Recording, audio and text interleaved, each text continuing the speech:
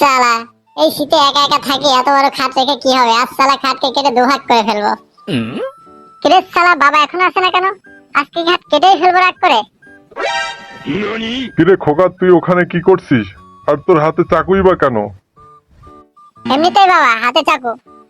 এই শীতে একা একা থাকা যায় না এত বড় খাটে, তাই ভাবছি এই খাট কেটে দুভাগ করে ফেলবো। কি বলিস? তুই কি পাগল হয়ে গেছিস নাকি? তোকে কে দিয়েছে এই শয়তানি বুদ্ধি? কে আর দেবে? তুমি যখন বিয়ে করো তখন তোমার বয়স কত ছিল শুনি?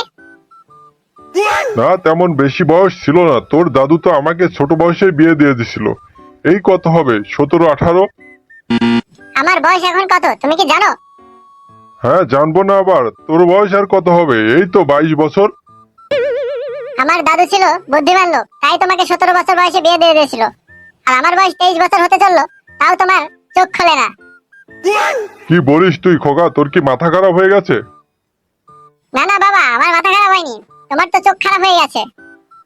চুপ থাক বদমাইশ ছেলে।